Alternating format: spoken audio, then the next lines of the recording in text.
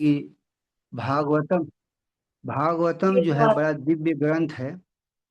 ये अपने आप में ही इतनी दिव्य है कि हम एक सुनने मात्र या रीडिंग करने मात्र से ही जो है बहुत से जो है जन्मों जन्मांतर के कलमश से हम दूर हो सकते हैं। तो ऐसे जो है दिव्य ग्रंथ पढ़ने का जो है हमें शुभ अवसर मिल रहा है। तो ये जो है हमारे आचार्य, ये सील प्रभुपाद की देन है। तथा ये जो हमारे प्रभु जी जो शिक्षा गुरु हैं, ऋषि मधुसूदन प्रभु जी, ये अपने टेक्निकल माध्यम से हम लोगों को, जैसे हम जैसे प्रतीत को, ये जो है विभिन्न ये अपना रहे हैं कि कैसे हम जो है भौतिक ये मतलब आध्यात्मिक उन्नति कर सकें। तो इसलिए हम जो है कोटि कोटि प्रणाम करते हैं प्रभु जी को। महाराज अग्निद के चरित्र के बारे में हम जो है, तो जैसा कि हम जानते हैं कि महाराज प्रियव्रत आध्यात्मिक साक्षात्कार के लिए चले गए, तो उनके पुत्र अग्निद महाराज प्रियव्रत की आज्ञा के अनुसार जम्बू द्वीप के शासक बने और वहां के निवासियों का पालन पोषण उसी प्रकार किया जैसा एक पिता अपने पुत्र की करता है।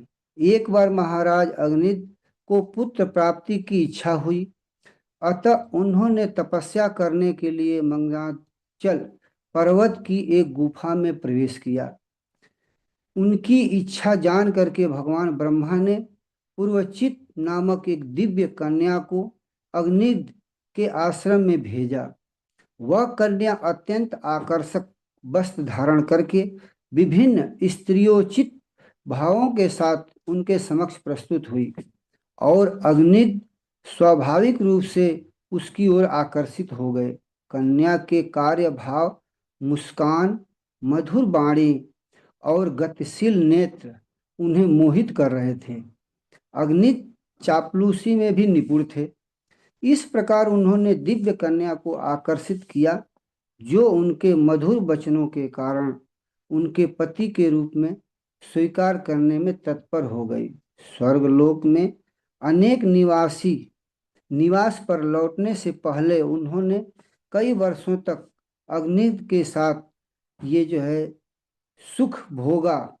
उसके गर्भ से अग्निद ने 9 पुत्रों को जन्म दिया, जो कि नाभि, किमपुरुष, हरिश्वर्ष, इलावृत, रम्यक, हिरण्मय और कुरु। कुरु के बारे में हम जानते हैं कि इससे जो एक वंश भी चला है, जो कि महाभारत में भद्राश्व और केतुमाल। उन्होंने उन्हें उनके नामों के अनुरूप 9 द्वीप दिए।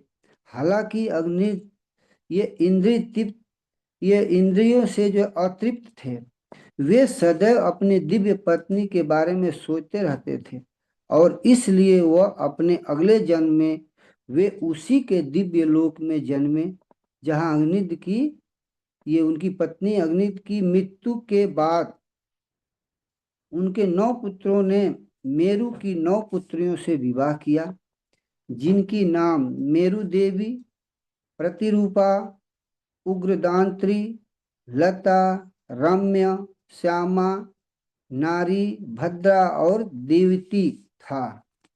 अब हम आते हैं पहले श्लोक में। पहले श्लोक में जो बताया जा रहा है, श्री सुखदेव जी ने बोल रहे हैं कि जब उनके पिता ने मोक्ष मार्ग को चुना, तो मोक्ष मार्ग, जैसे इसमें एक प्रश्न भी हो सकता है कि अग्नि के जो बाबा जी कौन थे, बता सकते हैं क्या?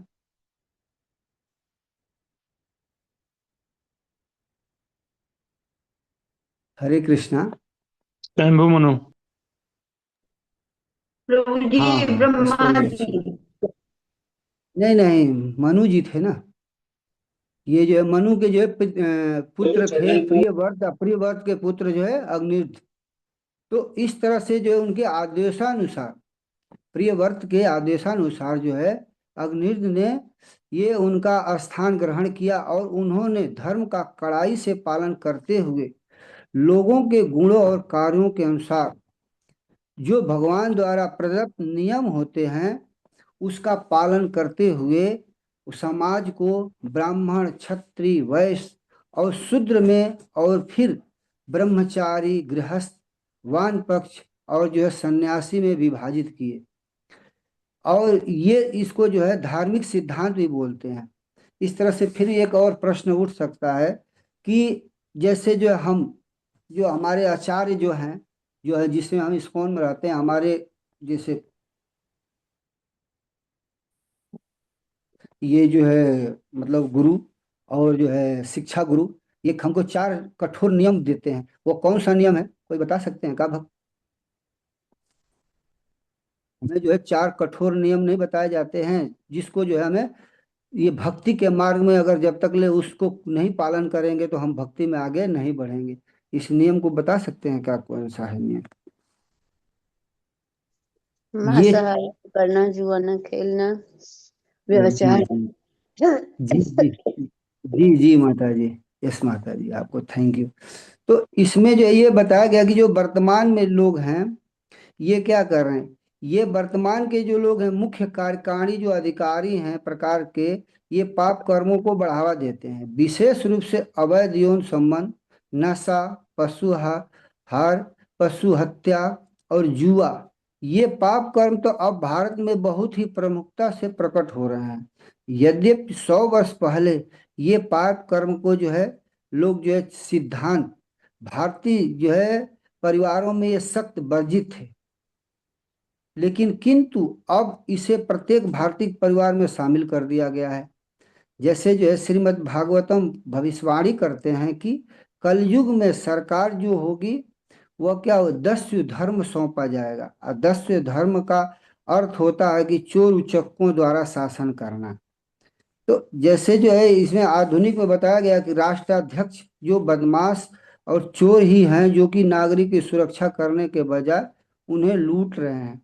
दुष्ट और चोर कानून की परवाह किए बिना उसकी लूटपाट कर रहे हैं। जैसे जो है हम पीछे भी पढ़ चुके हैं, जब जो है पृथु महाराज की जब वह जीवन शैली बताई जा रही थी तो उसमें बताया गया था कि जब ये पाप कर्म जब ज्यादा बढ़ जाता है, ये अधर्म का जो है जब ज्यादा बोलबाला हो जाता है तो क्या होती है, नहीं वर्षा होना बंद हो जाता है। और जब वर्षा बंद होना बंद हो जाता है तो पृथ्वी भी अन्न देना बंद कर देती है। और जब पृथ्वी अन्न नहीं देना बंद कर देती है तो लोगों को खाने को भूखमरी हो जाती है, जिसके कारण से वो एक दूसरे को क्या करते हैं, मांस खाते हैं एक दूसरे को। ठीक, तो ये स्थिति बहुत भयानक हो जाती है। तो इसमें ये कहा गया है, प्रभुपाद जी भी अपने परपट में स्पष्ट रूप से बोल रहे हैं कि अगर मानव के वास्तविक कल्याण हेतु, अगर हमें कल्याण हेतु ये कृष्ण भावनामृत आंदोलन ही एकमात्र जो है आशा का बिंदु है, जो कि इन ऐसे जो है भयानक स्थितियों से हम क्या कर सकते हैं, दूर हो सकते हैं। अब हम अगले श्लोक में आएंगे, 2 में। ये आवाज सही आ रही है ना? हरे कृष्णा, समझ में आ रहा है? जी प्रभु जी। यस प्रभु जी, आ रही है अगले आवाज। श्लोक में जी जी प्रभु जी। प्रभु जी। हाँ, अच्छा अगले आ रहा है श्लोक में हम प्रभु आते जी। हैं। अगले श्लोक में आते हैं हम दूसरे में। एक दिन उन्होंने जो है देवलोक की एक स्त्री की कामना की और पर्वतों की तलहटी में, जहां उनकी जो है स्वर्ग की जो सुंदर स्त्रियां जो है क्या करती हैं, मतलब आती हैं वो विहार करने, वह वहां पर तपस्या में वो लीन हो गए। ठीक, तो कहते हैं कि पितृलोक को जो है जाने वाले जो होते हैं वो क्या करते हैं, अपने पूर्वजों का पालन करते हुए भगवान विष्णु को क्या करते हैं, तर्पण करते हैं, कर सकते हैं, और फिर बचे हुए भाग को अपने पितरों को अर्पित कर सकते हैं। इसको हम श्राद्ध कर्म ये कह सकते हैं। उद्देश्य श्राद्ध कर्म का उद्देश्य क्या होता है कि भगवान विष्णु को प्रसन्न करना, ताकि उनको प्रसन्न करने के बाद से व्यक्ति जो अपने पितरों को प्रसाद अर्पित कर सकते हैं। इस प्रकार उन्हें प्रसन्न, ये भगवान को प्रसन्न कर करके उनका जो प्रसाद होता है उनको जो है पितरों को अर्पित अर्पित किया जाता है। ठीक है? आवश्यक ये पितरों को अर्पित किया जाता है। जैसे जो है के बाद पूर्णतः एकाकीज होकर के ब्रह्मा की सर्वोच्च सृष्टि शक्ति भगवान ब्रह्मा की आराधना में लीन हो गए। उसके पहले हम जैसे जो है हम जानते हैं कि महाराज अग्निद एक वैष्णव पुत्र थे। ठीक है, तो जब वैष्णव पुत्र थे तो इसमें एक प्रश्न उठ सकता है कि जब वैष्णव पुत्र थे तो वो पितृलोक जाने की क्यों कामना की है, यानी पितरों की जो है की बात क्यों आती है इसमें। तो अग्निर्द जो है, जब जिस समय जो है महाप्रिय उनके जो पिताजी थे महाराज पितृव्रत, ये जो है क्या उस समय जिस समय जो है इनकी जन्म हुआ था उस समय जो है ये क्या थे, काम वासना में जो है लिप्त थे। इस वजह से जो है इनको काम वासना, मतलब जिसे उसमें परपट में बताया जा रहा है, एक टीका कर रहे हैं कि ये उस समय जब ये जन्म लिए थे उस समय जो है इनका इनके पिताजी जो है उस समय काम वासना में थोड़ा सा लिप्त थे, इस वजह से जो है इनके अंदर भी ऐसी भावना आई। लेकिन वैष्णव जो होते हैं क्या होते हैं, वैष्णव जो है एकदम, ये जब बच्चा जो है गर्भ में ही आता तभी से तैयारी करते हैं, तभी से तैयारी करते हैं कि उसका जो है चेतना का हो, शुद्ध हो, सीधे भगवान के तरफ जो है जुड़े। इसलिए जो है ये ऐसा तैयारी करते हैं। आइए इसका जो है श्रेय जो है हमारे प्रभुपाद जी को जाता है, जो कि ऐसे सिस्टम बनाए हैं कि हम सब जो है ऐसे कर रहे हैं। फिर आगे जो है ये बताया जा रहा है कि श्री ऐश्वर्य प्रजेश्वर, जो लोग सुंदर पत्नी प्रचुर धन अनेक पुत्रों की कामना करते हैं वह क्या होते हैं, देवताओं की पूजा करते हैं। लेकिन एक बुद्धिमान भक्त जो होता है सुंदर पत्नी, भौतिक ऐश्वर्य और संतान रूपी इस भौतिक संसार के सुखों में उलझने के बजाय वह तुरंत वापस भगवान के धाम जाने की इच्छा रखता है।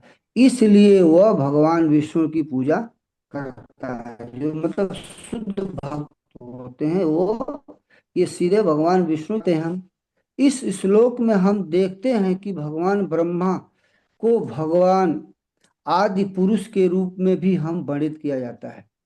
ठीक, भगवान विष्णु जो जीव की इच्छा को समझ सकते हैं, उसी प्रकार भगवान ब्रह्मा भी जीव की इच्छा को समझ सकते हैं। क्यों? क्योंकि जो है विष्णु एक माध्यम के रूप में उन्हें सूचित करते हैं। जैसा कि भागवतम में बताया गया 1.1.1 में कहा गया है कि तेने ब्रह्म हृदय या आदि कवये, भगवान विष्णु अपने हृदय के भीतर से भगवान ब्रह्मा को सब कुछ बताते हैं। यह शक्तिमान भगवान ब्रह्मांड के प्रथम पुरुष ने अपने निवास से जो है दिव्य कन्या अप्सरा को ये पूर्वचित को नीचे भेजा। क्यों? कि वो जान गए कि ये जो है ये स्त्री के कामना कर रहे हैं, यानी जो है ये मतलब शादी करना चाहते हैं, बच्चे पैदा करना चाहते हैं। तो इस बात को जब ब्रह्मा जी जान गए तो उन्होंने क्या किया कि एक अप्सरा जो है भेजे जो पूर्वचित थी। अब अगले श्लोक में आते हैं, अगले श्लोक में जो है 4 में जब हम आते हैं कि ब्रह्मा द्वारा भेजी गई अप्सरा, ये जो है ये भेजी गई, वह क्या कर रही है, वह उस ध्यान स्थल के पास के वन में विचरण कर रही थी जो अत्यंत सुंदर था और विभिन्न वृक्षों से घना था, जिसकी शाखाओं पर ऊंचे ऊंचे सुनहरे लताएं लगी हुई थी।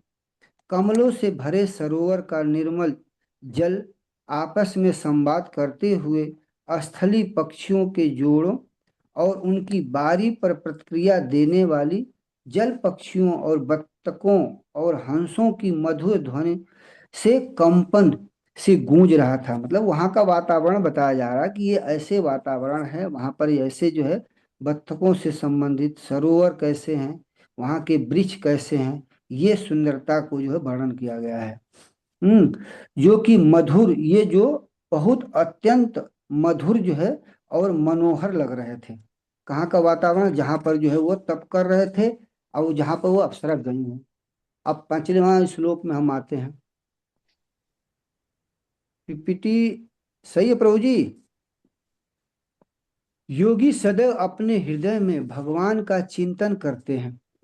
विषैले इंद्रियों को वश में करने का अभ्यास करने वाले योगी सदैव भगवान का ध्यान करते हैं। योग का अभ्यास करने के लिए व्यक्ति को अपनी आंखें आधी खुली रखनी चाहिए और अपनी नाक की नोक पर ध्यान केंद्रित करना चाहिए। भक्तगण सैकड़ों हजारों सुंदर स्त्रियों के आकर्षण, शारीरिक गतिविधियों और हाव भाव के साथ देख सकते हैं, लेकिन मोहित नहीं हो सकते हैं, जबकि ऐसा स्त्रियां साधारण योगी को मोहित कर देती हैं। ठीक है। तभी राजकुमार ने अपने योग के आनंद में उनके घुंघरू, जो अप्सरा आई थी उनके घुंघरू तथा चूड़ी की खनक उनके कानों तक आई। जब कानों तक आई तो वह मधुर ध्वनि जब सुने तो उनकी हर कदम के साथ झन झना रही थी, और उसकी आकर्षक चंचल चाल, जो अप्सरा की जो चंचल चाल थी, ये भी जो है उनके कानों में क्या हो रही है, आ रही है। इसलिए अध खुली जो कमल कली जैसी आंखें उनके ऊपर देख देखते हुए उन्होंने तुरंत ही दिखाई दिया कि अप्सरा, यानी इसमें एक स्पष्ट रूप से ये भी बोला जा रहा है कि जो ये राजकुमार जो हैं, ठीक ना, ये क्या है, ये इनकी कमल कली जैसी आंखें हैं, यानी ये जो है इनका भी जो है मतलब आंखों का अच्छा वर्णन किया गया है, यानी इनके भी बहुत से सुंदर थे। इससे ये स्पष्ट होता है कि ये क्या है, बहुत सुंदर हैं, यानी कि इनकी आंखें बहुत जो है सुंदर हैं। किसके समान सुंदर हैं, यानी कमल कली के जो फूल होते हैं उसके समान इनकी आंखें हैं। तो फिर हम आगे अगले श्लोक में आते हैं। छठे में छठे में बताया जा रहा है कि अपनी चंचल चाल, शर्मीली निगाहें, ये विनम्रता और मधुर आवाज, देखने और ध्यान करने में सुंदर अंगों के द्वारा वह पास में ही सुंदर फूलों को सूंघती रही, मधुमक्खियों की तरह, जिसे सामान्य पुरुष और स्वर्ग के पुरुषों दोनों के लिए प्रेम के पुष्पाधारी देवताओं के लिए मार्ग प्रशस्त कर रही थी। यानी यो ऐसा वह जो है मतलब उनका हाव भाव था कि सामान्य पुरुष से लेकर के जो है जो देवी देव मतलब देव तुल्य पुरुष हैं उनके लिए भी जो है वो क्या करती काम, मतलब ऐसे जो है वो एक मार्ग प्रशस्त कर रही हैं। देवी तेजस्वी थी, उनके मुस्काते और बोलते मुंह से निकले मीठे रस से उनकी वाणी गूंज रही थी, यानी उनकी आवाज से जो आवाज भी निकल रही वो भी बहुत मधुर है।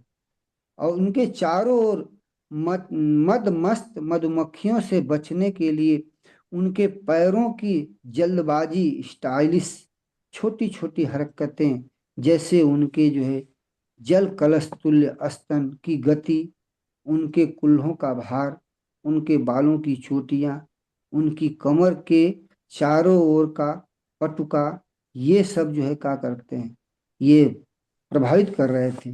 तो इसमें ये भी बताया जा रहा है कि जो उच्च ग्रह के जो जीव होते हैं, जो इस इस ग्रह के जो है जीव से जो है हजारों गुने जो है क्या होते हैं, गुणवान होते हैं, यानी जो है बहुत अच्छे गुणवान होते हैं। इसलिए वहां की स्त्रियां वे बहुत ही सुंदर शारीरिक लक्षण स्त्रियां होती हैं, इससे हजारों गुना का अधिक आकर्षक होती हैं। ठीक।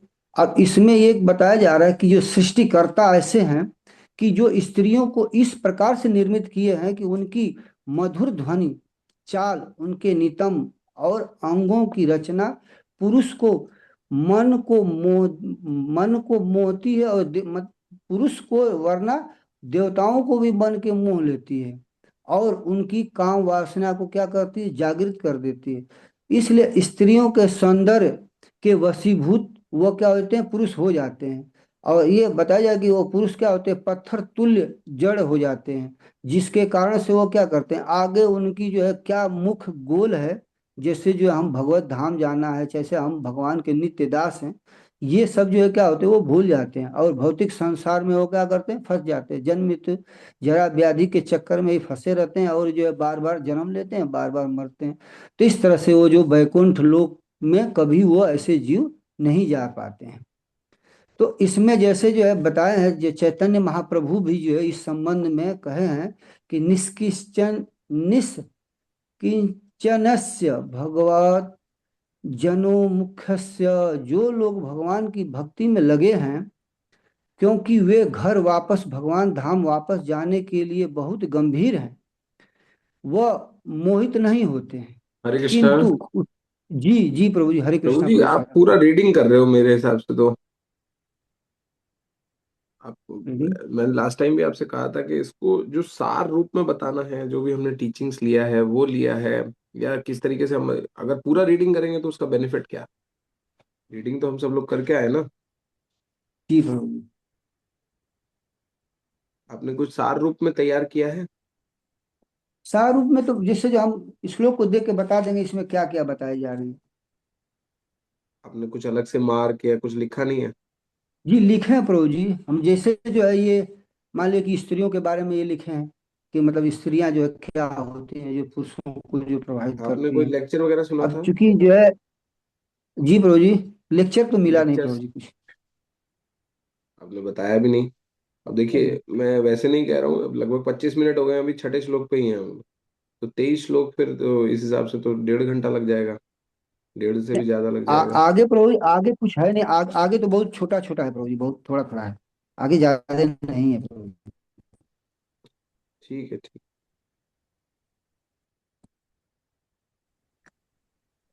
तो इसमें जो है आगे जैसे हम जानते हैं, जैसे एक प्रश्न आ सकता है कि इसमें जो है जैसे स्वर्गलोक की जो स्त्रियां होती हैं, मतलब जैसे कई बार जो है जैसे जैसे ये भी अप्सरा हैं और स्वर्गलोक से आई हैं।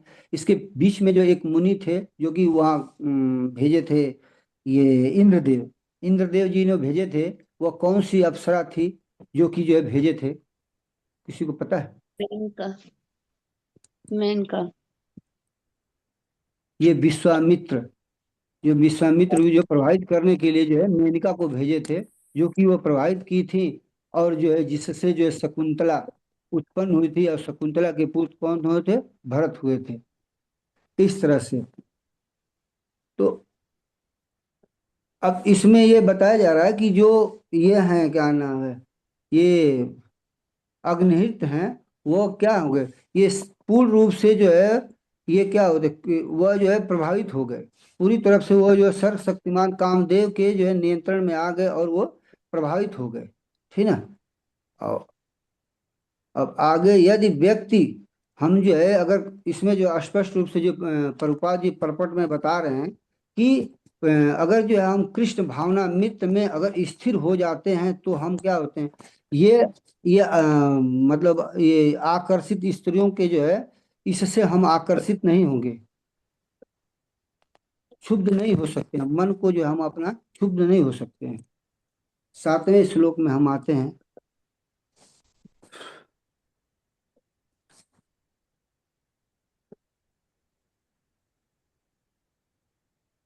हे मुनि तुम कौन हो इस पर्वत पर, जैसे जो है इसमें जो है ये राजा बोल रहे हैं, मतलब किसको, ये उनको अप्सरा को कह रहे हैं कि हे मुनि तुम कौन हो, पर्वत पर क्या करने का इरादा रखते हो?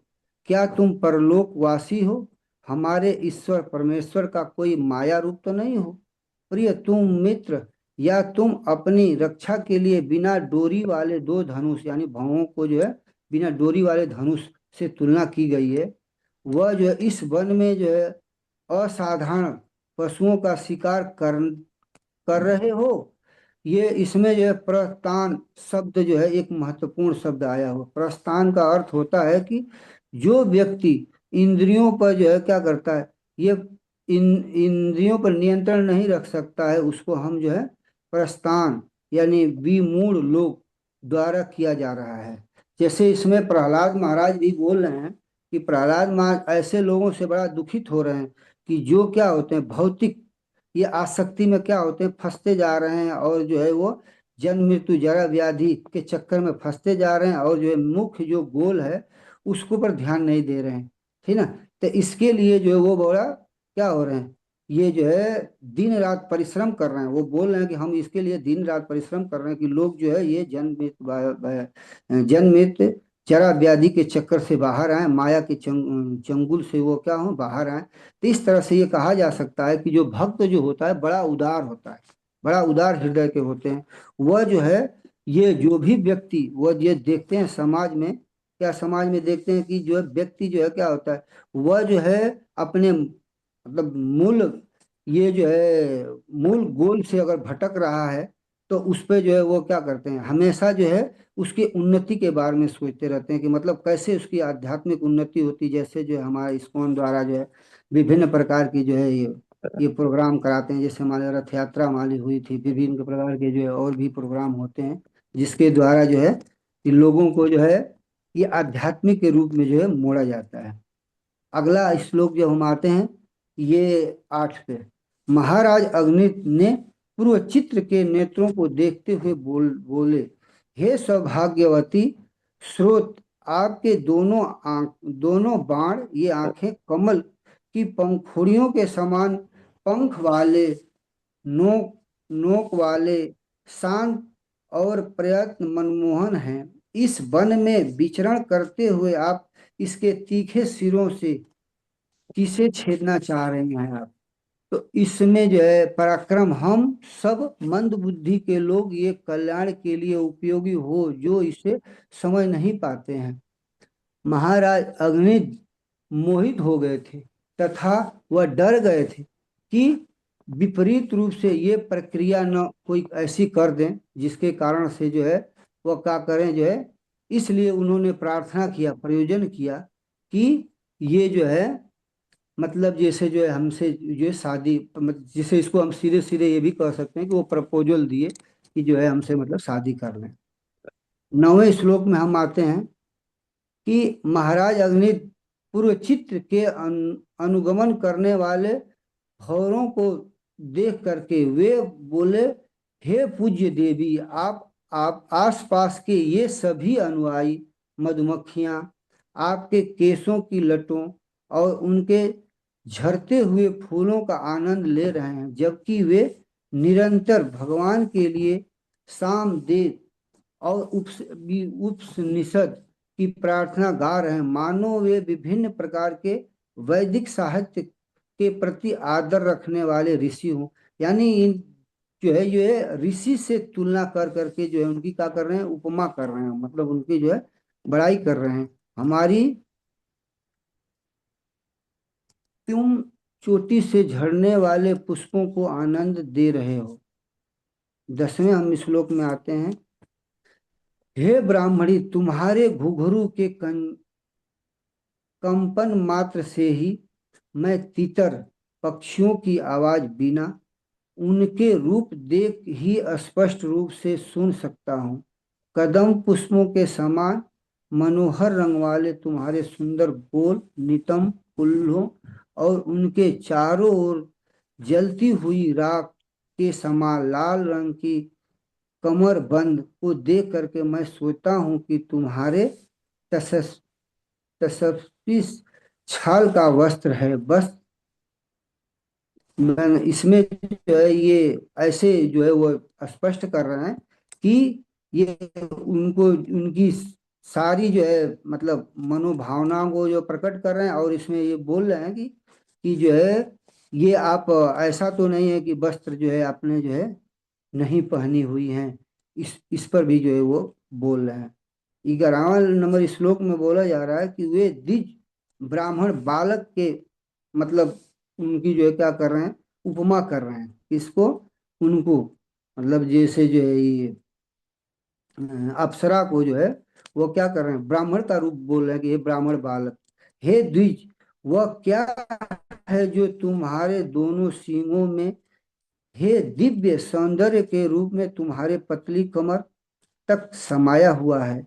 उनमें ऐसा क्या है जो मेरी आंखों को इतना आकर्षित करता है? और इन दोनों पर वह सुगंधित लाल चूर्ण क्या है जिससे तुम, हे सौभाग्यशाली, मेरे आध्यात्मिक आश्रय को सुगंधित कर रही हो? एक बालक मानते हुए अग्नि ने उसे जो है सुभग, सबसे भाग्यशाली मुनि कह करके संबोधित कर रहे हैं।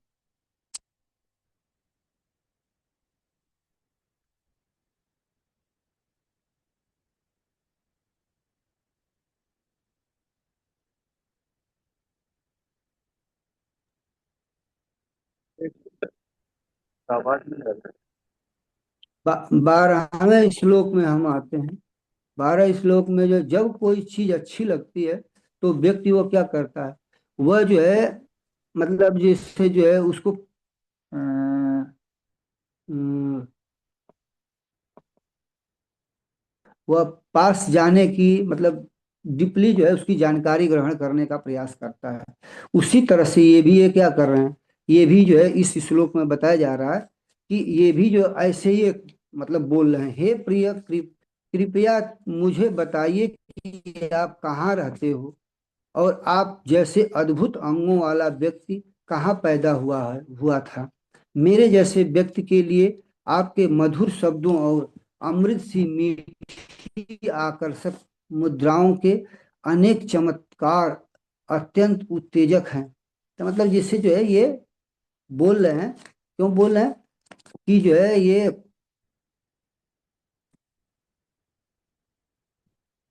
13वां श्लोक में बताया जा रहा है कि और उन्होंने मुंह में और तुम्हारे मुंह में कैसा खाना है, तुम जो चबा रही हो उसका सुगंध, ये शुद्ध सुगंध मुझे आ रही है। मेरी प्यारी, तुम जो मानो भगवान विष्णु की ही एक रूप हो। तुम्हारी दो खुली आंखें, कानों में चमकदार चंचल सार के आकार के कुंडल, तुम्हारे सुंदर दांतों की कतारों और तुम्हारे चेहरा जो तुम्हारे चारों ओर मधुमक्खियों के झुंड के बीच में एक झील जैसा दिख रहा है। 14वां श्लोक में हम आते हैं।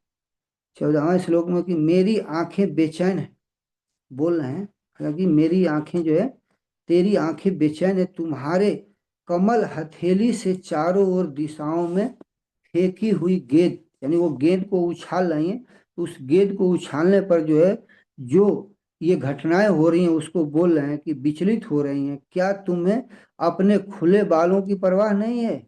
जब वो गेंद को उछाल रही हैं तो उनके बाल भी ऐसे जो है इधर उधर बिखर रहे हैं, इसीलिए वो बोल रहे हैं कि क्या तुम अपने बालों की जो है ख्याल नहीं है? क्या तुम्हारा ये अधोवस्त्र ये हवा से इधर उधर तितर बितर हो रहे हैं, इससे भी जो है आप जो है परवाह नहीं कर रही हैं? जैसा कि कोई पुरुष किसी स्त्री से रुचि लेता है तो वो क्या करता है, ऐसे ही जो है वो भी बोलता है।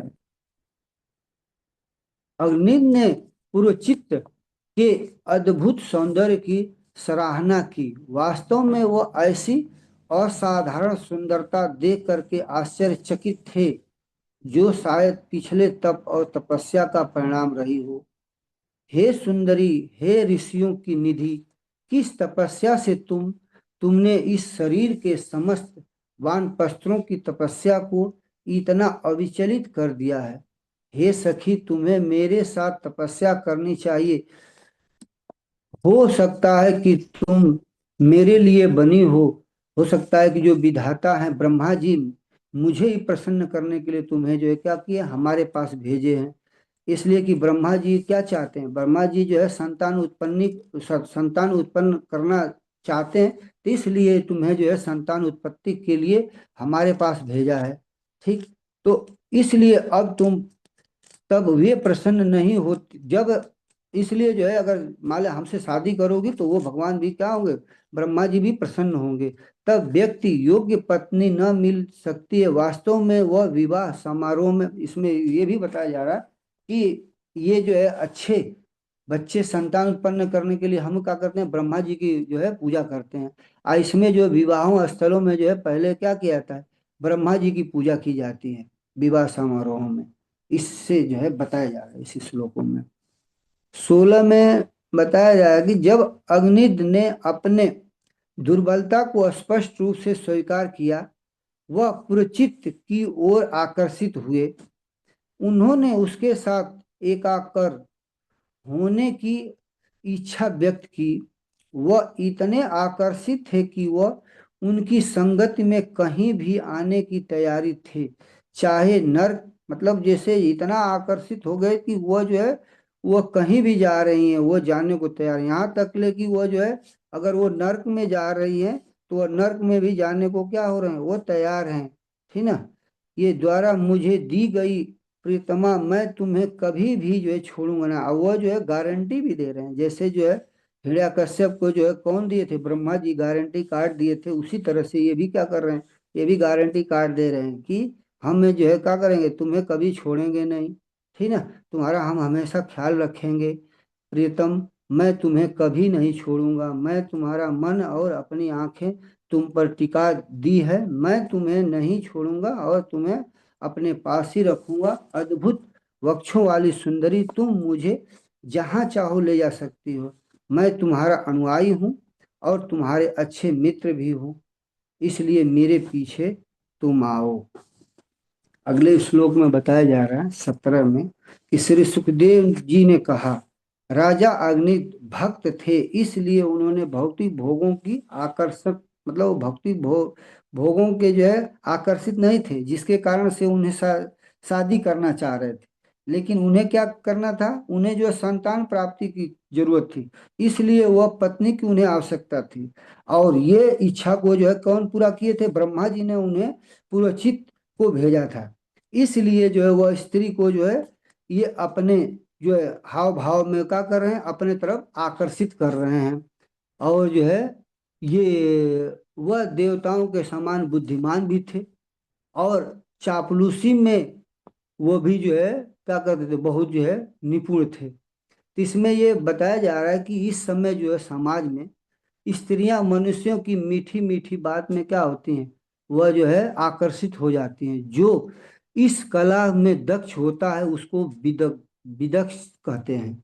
जैसे जो ये समाज में भी बहुत बड़ा ज्यादा देखने को मिल रहा है कि ये जो है लड़के भी ऐसे हैं कि वह जो है उनको जो है मतलब अपने काम वासना के चक्कर में उनको झूठी सांत्वना दे करके, प्रेम का बहाना दे करके क्या करते हैं, उनको फंसा लेते हैं। और फंसा लेते हैं जिसके कारण से जो है आगे जो है फिर किसी जब समय मतलब उनका वो इसलिए झूठा बहाना है उनका।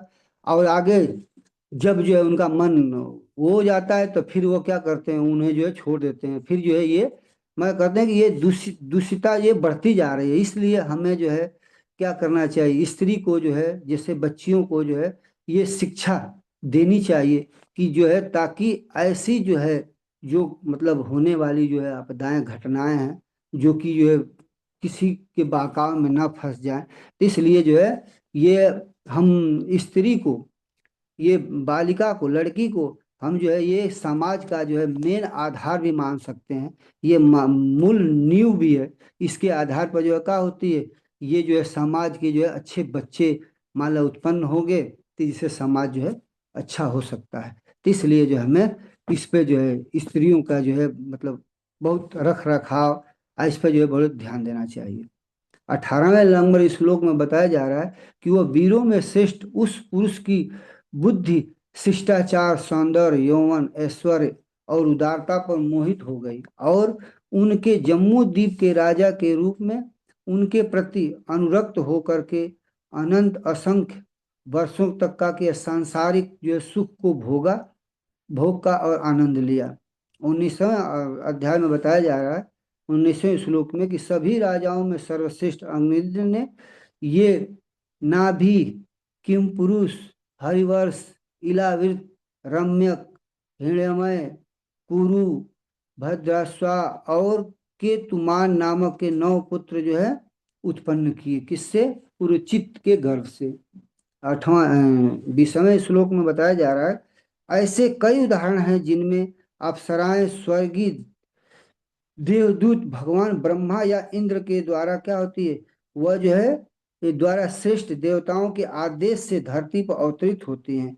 देवताओं के आदेश से अवतरित होती हैं और वह जो है यहाँ पर आकर के किसी से विवाह करके संतान उत्पन्न करती हैं और उत्पन्न कर करके फिर वह देवलोक में चली जाती हैं। तो वर्ष दर वर्ष उनके पुत्रों को जन्म देने के बाद से पुरुचित भी अनजन्मे भगवान ब्रह्मा के पास लौट गई। ये जो है यहाँ पर जो है बताया जा रहा है कि जो है वो भी क्या आपकी इस तरह से लौट गई, जिसमें इसमें एक ये भी बताया जा रहा है कि जो मेनका भी थी विश्वामित्र से जो है क्या करके छल करके छली और उनके जो है तप को भंग की और उनसे जो है क्या कर ये जो है मतलब जैसे जो है बच्चे उत्पन्न की जो शकुंतला, और फिर वो भी क्या करें स्वर्ग में चली गई। ठीक है। तो इस श्लोक में जो है मातृ अनुग्रहात अपने माता की कृपा से यदि किसी बच्चे को कम से कम 6 माह तक उसकी माँ का दूध पिलाया जाए तो उसका शरीर बहुत बलिष्ठ होता है। अग्निद्र के पुत्र भी अपनी माँ की देखभाल के कारण से मजबूत सुसंगठित शरीर वाले थे। उनके पिता ने उन्हें जम्मू द्वीप राज्य के विभाग आवंटित किए, जिन्हें उन्होंने शासन करने के लिए नामित किया। ये मनु संहिता के अनुसार एक महिला को शुद्ध और पवित्र बने रहने के लिए बहुत ही अधिक सुरक्षा की आवश्यकता होती है, ताकि उसके बच्चे मानव समाज के लाभ के लिए पूरी तरह से संलग्न हो। दूषित स्त्रियों से जो है वो क्या होते हैं, इसी के विपरीत जो है बताया जा रहा है कि दूषित स्त्रियों से जो है बच्चे क्या होते हैं, अयोग्य यानी संकर पुत्र उत्पन्न होते हैं। ये संकर पुत्र ये क्या करते हैं, संकर जो पुत्र होते हैं ये संसार को नरक तुल्य बना देते हैं। इसलिए जो है ये इस श्लोक में बताया जा रहा है कि जो है स्त्रियों को क्या करना चाहिए, पूरी तरह से संरक्षण देना चाहिए, कि ताकि जो है वो वर्ण संकर संतति न उत्पन्न कर पाए। राजा अग्निद अपनी काम इच्छाओं से संतुष्ट नहीं थे और प्रतिदिन उसके बारे में अधिक से अधिक सोचते रहे। और इस प्रकार जैसा कि शास्त्रों में वर्णित है, शरीर त्यागते समय मनुष्य जिस भी अवस्था का स्मरण करता है वह अवस्था उसी अवश्य प्राप्त प्राप्त हो जाती है। हम स्वाभाविक रूप से यह निष्कर्ष निकाल सकते हैं कि यदि हम सदैव कृष्ण का चिंतन करें, पूर्णतः कृष्ण भावना भावित हो जाएं, तो हमें गोलोक वृंदावन पुनरुत्थित किया जा सकता है, जहाँ तक कृष्ण नित्य निवास करते हैं। तो इसलिए हमें हमेशा जो है क्या करना चाहिए, कृष्ण भावना भावित जो है बहुत ही सीरियस रूप से जो है जो बताया गया है आचार्यों द्वारा तथा जो है गुरु के द्वारा जो बताया गया वचन की मन हमें जो है कैसे जप करनी है, कैसे जो है हमें सेवा करनी है, तथा जो है हमें जो है क्या करना चाहिए, सभी में हमें जो है बहुत दया भाव देखनी है, सभी में जो है क्या करनी है, जो है ये सभी में जो भगवान का अंश रूप देखनी है, ये सब जो है हमें बहुत ही सीरियस रूप में करना चाहिए। इससे जो है बताया जा रहा है वे स्वर्ग में उस स्थान पर पहुंच गए जहां उनकी पत्नी निवास कर रही थी। वह स्थान पितृलोक जहां के पूर्वज प्रसन्नता पूर्वक रहते हैं, वह जो है प्रसन्नता पूर्वक रहते हैं। अंतिम और लास्ट श्लोक है ये 23। अपने पिता के चले जाने के बाद जो 9 भाई थे, मेरू की जो 9 पुत्रियों से विवाह किया, जिसके नाम थे मेरु देवी, प्रतिरूपा, उग्रदंती, लता, रम्या, श्यामा, नारी, भद्रा आदि जो है देवती, ये सब जो है उनकी क्या होती पत्नियां बनी। इस तरह से जो है ये अध्याय जो है संपन्न हुआ। हरे कृष्णा, जो गलतियां हुई क्षमा कर दी। इसमें प्रभु जी जो है कोई कुछ साधारण केवल तो उसमें जो है उनकी उपमा का ही वर्णन किया गया है। जैसे जो है हम्म, ये जो है वह आ रही है तो उनके जो उपमा दी गई है, तो उसमें हम क्या बता सकते हैं इसमें। हरे कृष्णा। हरि हरि बोल।